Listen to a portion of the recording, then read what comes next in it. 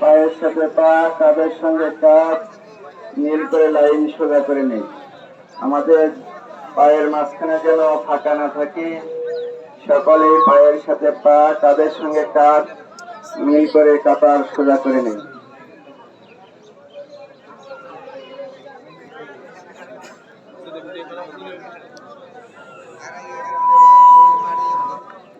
আমাদের ঘড়িতে 8টা বাজতে আর মাত্র 2 মিনিট সময়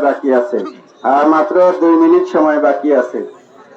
আল্লাহু আকবার, আল্লাহু আকবার, লা ইলাহা ইল্লাল্লাহ, আল্লাহু আকবার, আল্লাহু আকবার, ওয়ালিল্লাহিল হামদ। আল্লাহু আকবার, আল্লাহু আকবার কাবীরা, ওয়ালহামদুলিল্লাহি কাসীরা, সুবহানাল্লাহি বুকরাতাও ওয়া আসীলা।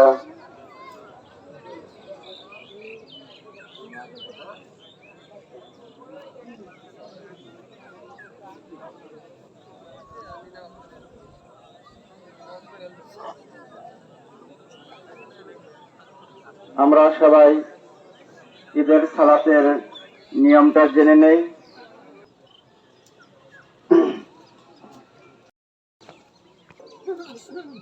আল্লাহু আকবার,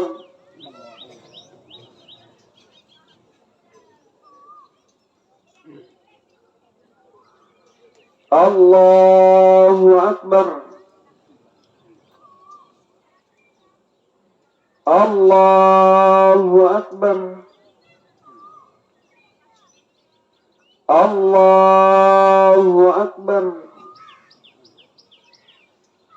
আল্লাহু আকবার, আল্লাহু আকবার, আল্লাহু আকবার, আল্লাহু আকবার।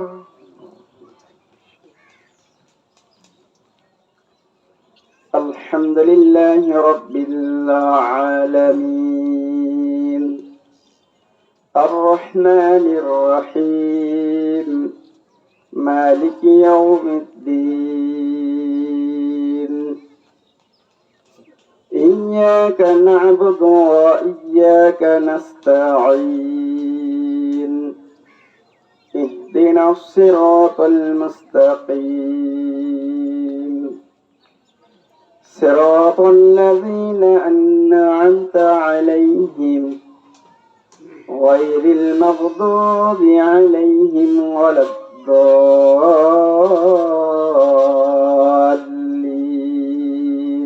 آمين. سبح اسم ربك الأعلى الذي خلق فسوى والذي قدر فهدى والذي أخرج المرعى فجعله غثاء أحوى سنقرئك فلا تنسى إلا ما شاء الله إنه يعلم الجهر وما يخفى ونيسرك لليسرى فذكر إن نفعت الذكرى سيذكر من يخشى ويتجنبها الأشقى الذي يصلى النار الكبرى ثم لا يموت فيها ولا يحيا قد أفلح من تزكى وذكر اسم ربه فصلى بل تؤثرون الحياة الدنيا والآخرة خير وأبقى إن هذا لفي الصحف الأولى صحف إبراهيم وموسى. الله أكبر.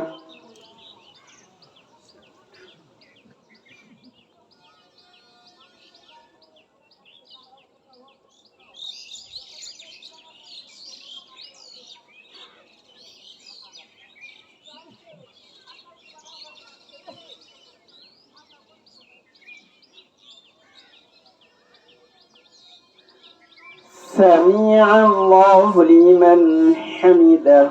ربنا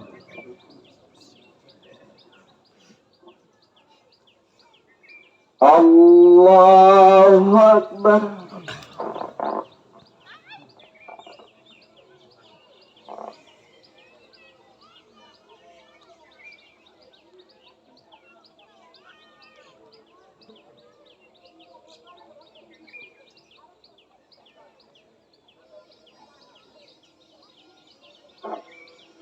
الله أكبر.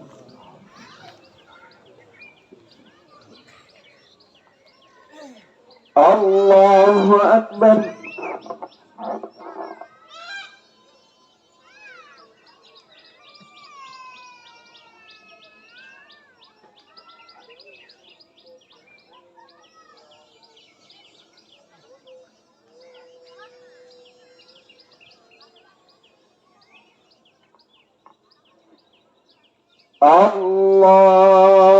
الله أكبر.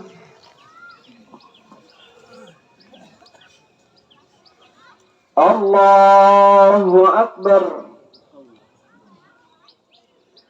الله أكبر. الله أكبر. الله أكبر. الله أكبر. الحمد لله رب العالمين الرحمن الرحيم مالك يوم الدين إياك نعبد وإياك نستعين اهدنا الصراط المستقيم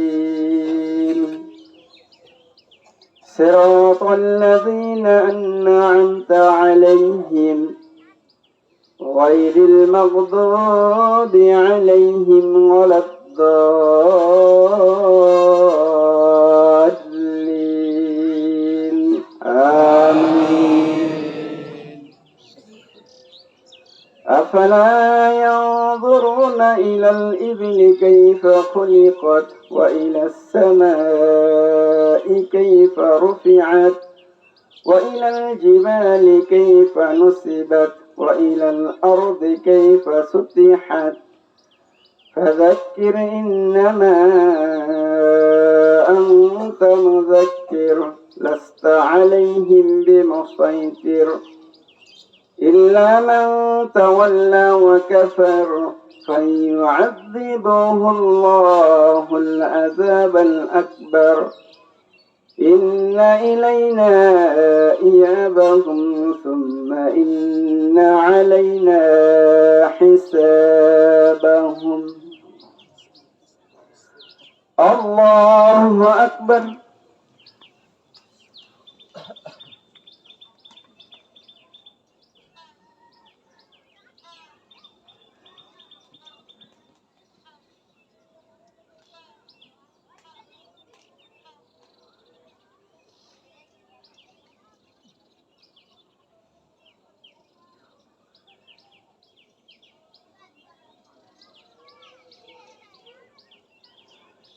سمع الله لمن حمده.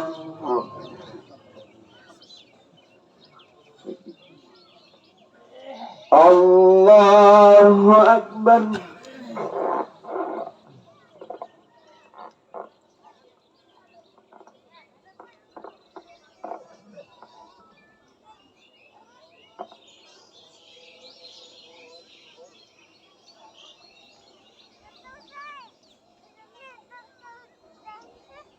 الله أكبر.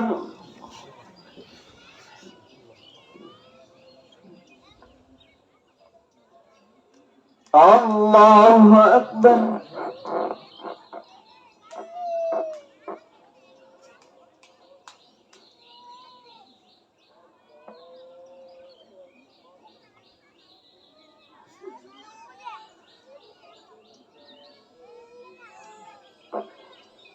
الله أكبر.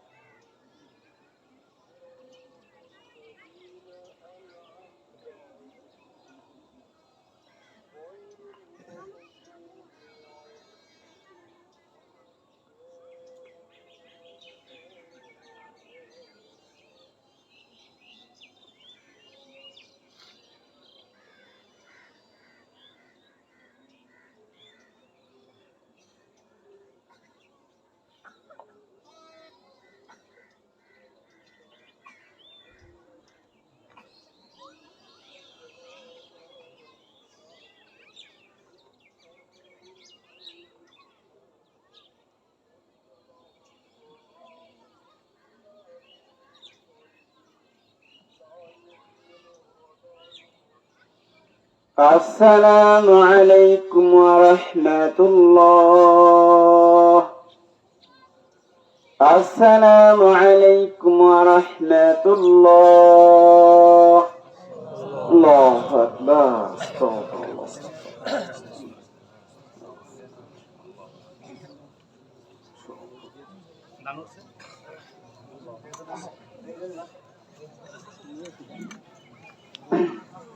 আকবার ওয়ালিল্লাহিল হামদ।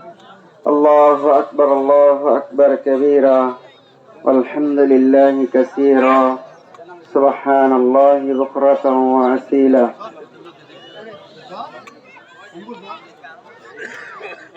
আলহামদুলিল্লাহ আলহামদুলিল্লাহি নাহমাদুহু ওয়া নাস্তাঈনুহু ওয়া নাস্তাগফিরুহু ওয়া নু'মিনু বিহি ওয়া নাতাওয়াক্কালু আলাইহি ওয়া নাউযু বিল্লাহি।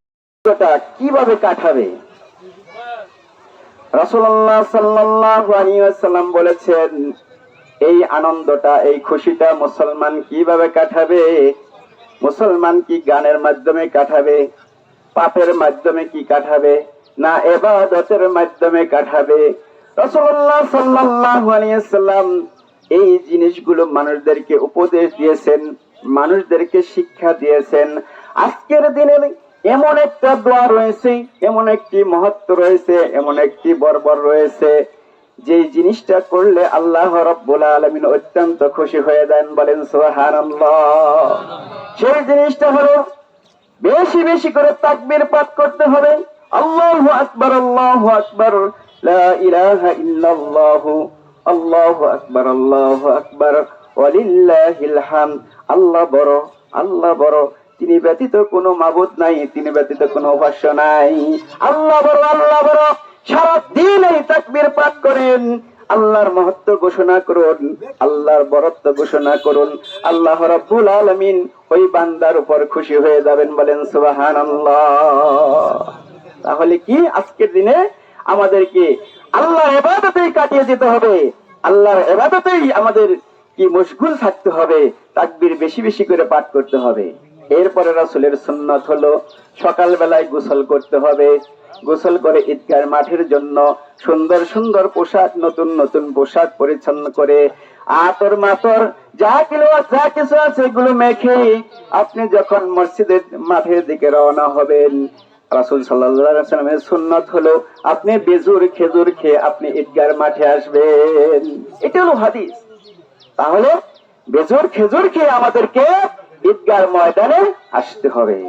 যখন আপনি আসবেন, রাস্তার এক পাশ দিয়ে আসবেন বা এক রাস্তা দিয়ে আসবেন, আর তাকবীর পাঠ করতে করতে আসবেন। আল্লাহু আকবার আল্লাহু আকবার, লা ইলাহা ইল্লাল্লাহ, আল্লাহু আকবার আল্লাহু আকবার, ওয়ালিল্লাহিল হামদ।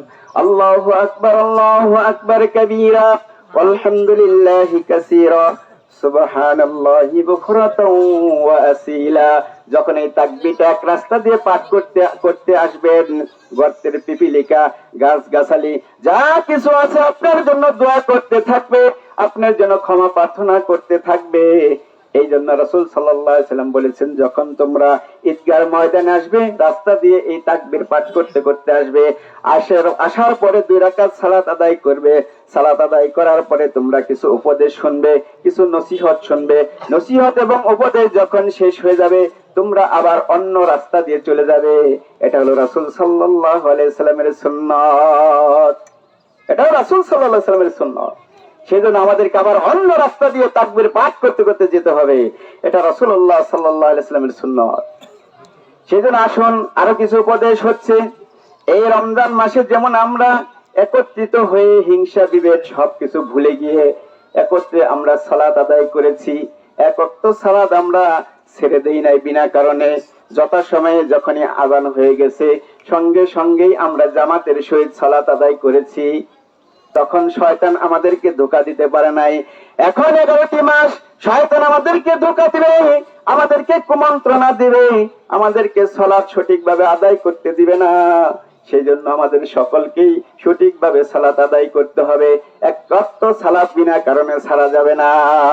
রমজান মাসে যেমন ভাবে আমরা সালাত আদায় করেছি, এইভাবে আমাদেরকে কি করতে হবে? সালাত আদায় করতে হবে। এরপরে শুধু তাই নয়, এই রমজান মাসে আমরা অনেক নফল ইবাদত করেছি, আমাদেরকেও শেষ রাত্রিতে নফল ইবাদত করতে হবে, আমাদেরকে কোরআন তেলাওয়াত করতে হবে। এই মাসে যেমন আমরা কোরআন তেলাওয়াত করেছি, বেশি বেশি করে কোরআন পড়েছি, ঠিক আমাদেরকেও বেশি বেশি করে কোরআন তেলাওয়াত করতে হবে। এটা রাসূল সাল্লাল্লাহু আলাইহি সাল্লাম মানুষদেরকে উপদেশ দিয়েছেন, মানুষদেরকে নসিহত করেছেন। এই 30টি সিয়াম মানুষকে ক্ষুধার একটা নিবারণ বোঝানোর জন্য আল্লাহ রাব্বুল আলামিন 30টি সিয়াম মানুষের উপর ফরজ করেছেন। এই 30টি সিয়াম আমরা কেমন না খেয়ে থেকেছি, ক্ষুধার কি অনুভব আমরা অনুভব করেছি। ঠিক এই রকমের গরিব মানুষ, দরিদ্র মানুষ যারা না খেয়ে থাকতো, তারা কি করেছে? তারা ক্ষুধার অনুভব করেছে, তারা ক্ষুধা কি রকম লেগেছে। আল্লাহ রাসূল সাল্লাল্লাহু আলাইহি সাল্লাম বলেছেন, যারা রোজা রেখেছে তারা একটা ক্ষুধার কি ভাববে যে ক্ষুধাটা কেমন কষ্ট। দরিদ্র মানুষ যে না খেয়ে থাকে তারা কি অবস্থায় থাকে। এই জন্য রাসূল সাল্লাল্লাহু আলাইহি ওয়াসাল্লাম এই ক্ষুধার একটা অনুভব করার জন্য এই 30টি সিয়াম রাখার নির্দেশ দিয়েছেন।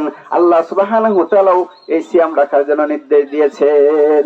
সেই জন্য আমাদের সিয়াম পালন করেছি যারা, তারা পরীক্ষায় পাশ করেছি। আর যারা সিয়াম পালন করে নাই তারা পরীক্ষায় ফেল করেছে। এই ফেল করার কারণে আল্লাহ সুবহানাহু ওয়া তাআলা তাকে কি পুরস্কার দিবেন সেটা আল্লাহই ভালো জানেন। আর যারা সিয়াম পালন করেছে তাদের পুরস্কার অবশ্যই আছে। আল্লাহ রাসূল সাল্লাল্লাহু আলাইহি ওয়াসাল্লাম হাদিসের মধ্যে বলেছেন, আবু হুরায়রা থেকে বর্ণিত, রাসূল সাল্লাল্লাহু আলাইহি ওয়াসাল্লাম বলেছেন, কুল্লু আমাল ইবনে আদম ইউযাআফুল হাসানাতু বিআশরি আমসালিহা। রাসূলুল্লাহ সাল্লাল্লাহু আলাইহি ওয়াসাল্লাম বলেছেন, বনি আদমের প্রত্যেকটি নেক আমলের সওয়াব তারা পেয়ে যাবে। বনি আদমের প্রত্যেকটি নেক আমলের সওয়াব আল্লাহ সুবহানাহু ওয়া তাআলা দিবেন এবং তারা পেয়ে যাবে, ইল্লা সাওম, একমাত্র রোজা ব্যতীত, সিয়াম ব্যতীত। কারণ রাসূল সাল্লাল্লাহু আলাইহি ওয়াসাল্লাম বলেছেন, ফাইন্নাহু আনা আজরি বিহি, ফাইন্নাহু লি ওয়া আনা আজরি বিহি। আল্লাহ সুবহানাহু ওয়া তাআলা বলেছেন, এই সিয়ামটা হলো আমার, আর আমি নিজেই নিজের হাত দিয়ে মানুষদেরকে প্রতিদান দিব। বলেন সুবহানাল্লাহ, আল্লাহু আকবার। মানুষ যখন কাজকর্ম করে মালিক তাকে কি দিবে মানুষ জানে, টাকা পয়সা দিবে, তাকে পারিশ্রমিক দিবে। কিন্তু আল্লাহ সুবহানাহু ওয়া তাআলা যারা সিয়াম রেখেছেন তাদের যে কি পুরস্কার দিবেন এটা আল্লাহ সুবহানাহু ওয়া তাআলা ভালো জানেন। বলেন সুবহানাল্লাহ। তবে একটা হাদিসে আছে, যারা সিয়াম রাখছে 30টি দিন, আল্লাহ সুবহানাহু ওয়া তাআলা তাদের জন্য একটা স্পেশাল জান্নাত রেখেছেন। বলেন সুবহানাল্লাহ। স্পেশাল জান্নাতটা হলো জান্নাতে রায়্যান। এই রায়্যান নামক জান্নাত দিয়ে শুধু রোজাদাররাই প্রবেশ করবে, অন্য কাউ নাই। বলেন সুবহানাল্লাহ, সুবহানাল্লাহি ওয়া বিহামদি, সুবহানাল্লাহিল আযীম। ঠিক এই রকমের পরীক্ষা, কঠিন পরীক্ষা, এরকমের অসংখ্য নবী রাসূলদেরকে আল্লাহ রাব্বুল আলামিন পরীক্ষা করেছেন। এরকমের আইয়ুব আলাইহিস সালাতু ওয়াস সালামকেও আল্লাহ পরীক্ষা করেছেন। আল্লাহ রাব্বুল আলামিন আইয়ুব আলাইহিস সালাতু ওয়াস সালামকে অসংখ্য ধন সম্পদ দিয়েছিলেন, অনেক ধন সম্পদ দিয়েছিলেন, সন্তান সন্ততি দিয়েছিলেন। হঠাৎ করে এক সময় আইয়ুব আলাইহিস সালাতু ওয়াস সালামের ধন সম্পদকে আল্লাহ নিয়ে নিলেন, সন্তান সন্ততি নিয়ে নিলেন। আইয়ুব আলাইহিস সালাতু ওয়াস সালাম অসুস্থ হয়ে পড়লেন। দেখেন আইয়ুব আলাইহিস সালাতু ওয়াস সালামকে আল্লাহ কেমন ভাবে পরীক্ষা করেন। যেমন সিয়াম আমাদের জন্য পরীক্ষা ছিল, আল্লাহ রাব্বুল আলামিন এইভাবে আইয়ুব আলাইহিস সালাতু ওয়াস সালামকেও পরীক্ষা করেছেন। তিনি অসুস্থ হয়ে পড়লেন, যখন তার সারা শরীর পচে গেল, দুর্গন্ধ বের হলো, তখন আইয়ুব আলাইহিস সালাতু ওয়াস সালামকে একটা জঙ্গলে ফেলে দিলেন, সেখানে রেখে দিলেন, যাতে করে তার মুখ থেকে, তার শরীর থেকে গন্ধ না আসে। আইয়ুব আলাইহিস সালাতু ওয়াস সালামকে একটা জঙ্গলে রেখে দিলেন। তার স্ত্রী দেখতে যেত, তার সেবা করতে যেত। হঠাৎ করে যখন তার অসুখ আরো বাড়তে লাগলেন, আইয়ুব আলাইহিস সালাতু ওয়াস সালামের স্ত্রী লাইয়া বিনতে ইউসুফের কন্যা ছিল, সে লাইয়া বিনতে ইউসুফ আইয়ুব আলাইহিস সালাতু ওয়াস সালামকে বললেন, আপনি না আল্লাহর নবী, আপনি আল্লাহর কাছে দোয়া করুন, আল্লাহ রাব্বুল আলামিন আপনার অসুখ ভালো করে দিবেন। বলেন সুবহানাল্লাহ।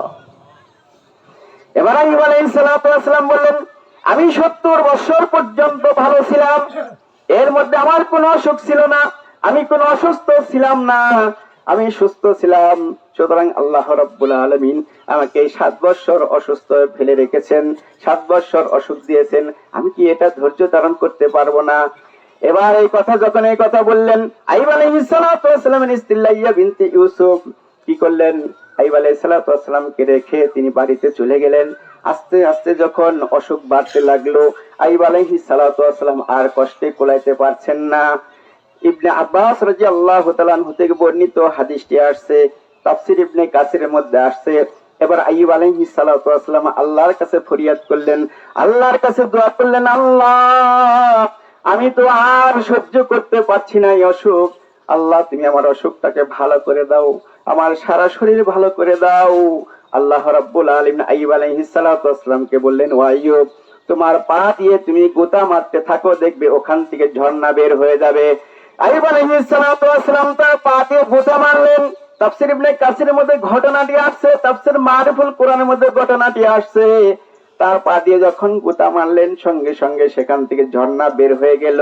আইয়ুব আলাইহিস সালাতু ওয়াস সালামকে আল্লাহ রাব্বুল আলামিন বললেন, কিছু পানি পান করো আর গোসল করো, দেখবে তোমার অসুখ ভালো হয়ে গেছে। বলেন সুবহানাল্লাহ, আল্লাহু আকবার, আল্লাহু আকবার, লা ইলাহা ইল্লাল্লাহ, আল্লাহু আকবার, আল্লাহু আকবার, ওয়ালিল্লাহিল হামদ, আল্লাহু আকবার, আল্লাহু আকবার কাবীরা, আলহামদুলিল্লাহি কাসীরা, সুবহানাল্লাহি বুকরাতাও ওয়া আসীলা।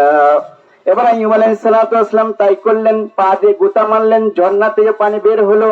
আইয়ুব আলাইহিস সালাতু ওয়াস সালাম কিছু পানি পান করলেন আর কি করলেন, গোসল করলেন। ওই পানি দিয়ে গোসল করার সঙ্গে সঙ্গে আইয়ুব আলাইহিস সালাতু ওয়াস সালাম সুস্থ হয়ে গেলেন। তার শরীর থেকে পচা দুর্গন্ধ সব কিছু বেরিয়ে গেল, নতুন চামড়া গজিয়ে গেল। গজানোর পর আইয়ুব আলাইহিস সালাতু ওয়াস সালাম সেই যেখানে গোসল করলেন সেই জঙ্গল থেকে সরে একটু অন্য জায়গায় বসে রয়েছেন। প্রতিদিন আইয়ুব আলাইহিস সালাতু ওয়াস সালামের স্ত্রী লাইয়া বিনতে ইউসুফ তাকে দেখতে আসেন। আসার পরে দেখতে পেলেন আইয়ুব আলাইহিস সালাতু ওয়াস সালাম সেই জঙ্গলের মধ্যে আর নাই। পাশে একজন লোক বসে আছেন। আইয়ুব আলাইহিস সালাতু ওয়াস সালামের স্ত্রী লাইয়া বিনতে ইউসুফ সেই চিৎকার করতে লাগলেন, কান্না করতে লাগলেন, না জানি আমার স্বামীকে কুকুর এবং বাঘে খেয়ে ফেলেছে। এই কথা বলে তিনি চিন্তা করতে লাগলেন আর কাঁদতে লাগলেন। কাঁদতে কাঁদতে ওই লোকটার কাছে গেলেন, যাওয়ার পরে বললেন, আপনি কি এখানে একজন অসুস্থ লোক পড়েছিল, একজন অসুস্থ লোক এখানে শুয়েছিল, আপনি কি তাকে দেখেছেন? অথচ আইয়ুব আলাইহিস সালাতু ওয়াস সালামের কাছে জিজ্ঞাসা করেছেন। আইয়ুব আলাইহিস সালাতু ওয়াস সালামকে আর চিনতে পারছেন না। আল্লাহ সুবহানাহু ওয়া তাআলা তার চামড়াকে সুন্দর করেছেন, তার চেহারাকে সুন্দর করে দিয়েছেন। লাইয়া বিনতে ইউসুফ আর তার স্বামীকে চিনতে পারছে না। এবার আইয়ুব আলাইহিস সালাতু ওয়াস সালাম বললেন, আমি আইয়ুব।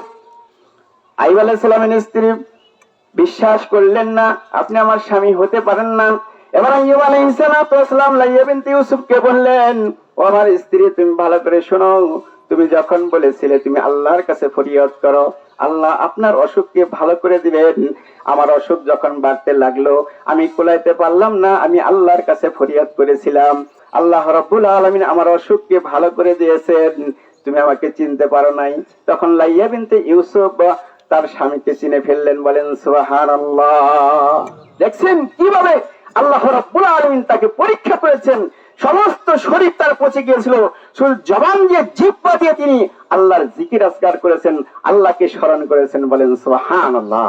তিনিও পরীক্ষায় পাশ করেছেন। ইউনূস আলাইহিস সালাতু ওয়াস সালাম পরীক্ষায় পাশ করেছেন।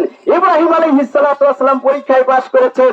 আমরাও যারা 30 দিনে 30টি সিয়াম পালন করেছি, আল্লাহ সুবহানাহু ওয়া তাআলা আমরাও পাশ করেছি। বলেন আলহামদুলিল্লাহ। কিন্তু যারা সিয়াম রাখে নাই এদের অবস্থা করুণ হবে। যারা একটি সিয়াম বিনা কারণে ভেঙেছে, একটি সিয়াম বিনা কারণে ছেড়ে দিয়েছে, তার কাফারা হলো একাধিক 2 মাস রোজা রাখতে হবে, নচেত 60 জন মিসকিনকে খাওয়াতে হবে একটা সিয়ামের পরিবর্তে। তাহলে আপনি যদি 30টি সিয়াম ভেঙে থাকেন, আপনার কত কাফারা হয়েছে চিন্তা করুন। সেজন্য আসুন আমরা যেন পরবর্তী বছরে যেন আর আমরা সিয়াম ছেড়ে না দেই, আমরা যেন সালাত ছেড়ে না দেই। আল্লাহ রাব্বুল আলামিন আমাদেরকে পরীক্ষা করেছিলেন, আল্লাহ রাব্বুল আলামিন আমাদের পরীক্ষায় পাশ করে দিয়েছেন। বলেন আলহামদুলিল্লাহ। আইয়ুব আলাইহিস সালাতু ওয়াস সালামের সন্তান সন্ততি, ধন সম্পদ সবকিছু আবার আল্লাহ ফিরিয়ে দিয়েছিলেন।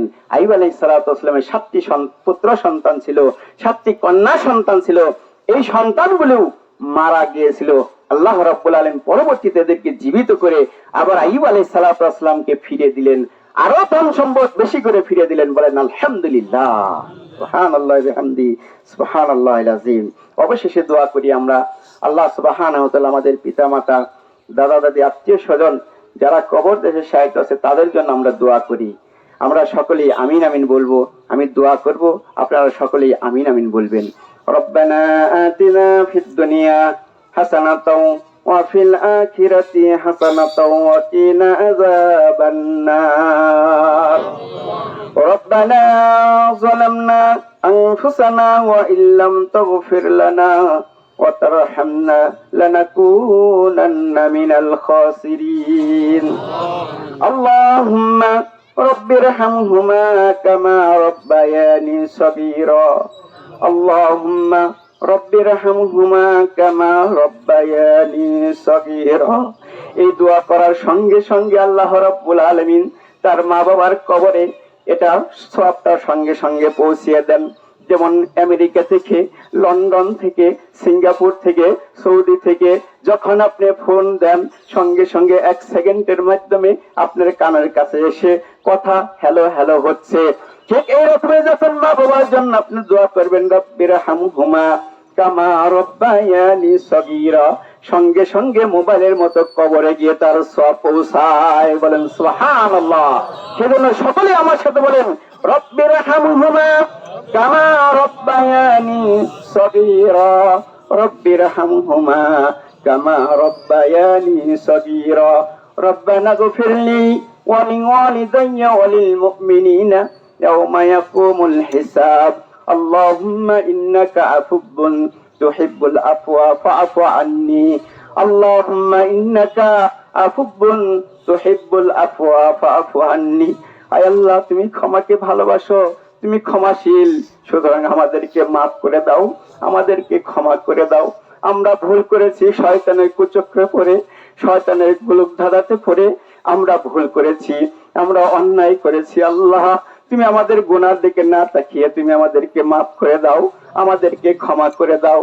ও আল্লাহ, শিশুকাল থেকে নিয়ে পর্যন্ত যত গুনাহ করেছি, সগীরা কবিরা, শিরকি জাহেরি বাতিনি, বুঝে না বুঝে, জেনে না জেনে যত গুনাহগুলো করেছি আল্লাহ, আজকে ঈদের মাঠ থেকে আমাদের পবিত্র করে দাও। আয় আল্লাহ, আমাদের সকলের জীবনের গুনাহ খাতাকে মাফ করে দাও। সকলে বলুন আল্লাহুম্মা আমিন।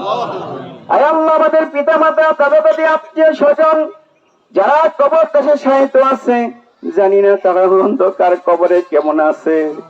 সকল খবর নেওয়া যায়, কিন্তু অন্ধকার কবরের খবর নেওয়া যায় না। আমরা শুধু তাদের জন্য দোয়া করি, আল্লাহ যেন তাদেরকে মাফ করে দেয়, কবরের শাস্তি থেকে তাদের যেন মওকুফ করে জান্নাতুল ফেরদাউস নসিব করে দেয়। বলেন আমিন। আর রব্বুল আলামিন আমাদের এই দুই সমাজ থেকে বা যারা যারা এখানে আসছে তাদের সমাজে যাদের কবরস্থান রয়েছে, আল্লাহ ওই কবরস্থানে যতগুলো মানুষ রয়েছে তাদের জন্য দোয়া করি, আল্লাহ যেন সকলকে মাফ করে দেন। সকলে বলেন আল্লাহুম্মা আমিন। যদি কবরে শাস্তি হয়ে থাকে, আল্লাহ তোমার কাছে ফরিয়াদ করে বলছি, আল্লাহ ওই কবরবাসীদেরকে তুমি মাফ করে দাও। আয় রব্বুল আলামিন, আমাদের সিয়ামগুলোকে কবুল করে নাও। আমাদের সিয়ামে যদি কোনো ভুল ত্রুটি হয়ে থাকে নিজ গুণে ক্ষমা করে দাও। আয় আল্লাহ, তুমি আমাদের তারাবির সালাত গুলোকে কবুল করে নাও। আয় রব্বুল আলামিন, আমাদের বেজর রাত্রি গুলোকে কবুল করে নাও। লাইলাতুল কদরকে কবুল করে নাও। আয় রব্বুল আলামিন, যারা ইত্তেকাবে বলছে তাদের ইত্তেকাবকে কবুল করে নাও। আয় রব্বুল আলামিন, আমাদের সালাত গুলোকে কবুল করে নাও। রমজান মাসে আমরা যারা কোরআন তেলাওয়াত করেছি, কোরআনকে কবুল করে নাও। কোরআনের মধ্যে যদি কোনো ভুল ত্রুটি হয়ে থাকে, আল্লাহ তুমি নিজ গুণে ক্ষমা করে দাও। আয় রব্বুল আলামিন, আমার মা বোনেরা এসেছে, আল্লাহ তুমি তাদেরকে মাফ করে দাও, তাদেরকে ক্ষমা করে দাও। আয় রব্বুল আলামিন, তাদেরকে স্বামীর সেবা যত্ন করার জন্য তৌফিক দান করে দাও। আয় রব্বুল আলামিন, তাদেরকে 5 ওয়াক্ত সালাত আদায় করার জন্য তৌফিক দান করে দাও। তাদেরকে পর্দায় থাকার জন্য তৌফিক দান করে দাও। আয় রব্বুল আলামিন, তাদের ইসলামের পথে চলার জন্য তৌফিক দান করে দাও। শিরিক বিদআত থেকে, মাজার পূজা থেকে তাদেরকে বিরত রাখো। আয় রব্বুল আলামিন, আমরা যারা গুনাহ করেছি, আল্লাহ আল্লাহ আল্লাহ আজকে আমাদের সকলের গুনাহ খাতাকে আপনি মাফ করে দিন। সুবহান রাব্বিকা রাব্বিল ইজ্জাতি আম্মা ইয়াসিফুন ওয়া সালামুন আলাল মুরসালিন ওয়ালহামদুলিল্লাহি রাব্বিল আলামিন। আসসালামু আলাইকুম ওয়া রাহমাতুল্লাহি ওয়া বারাকাতুহু।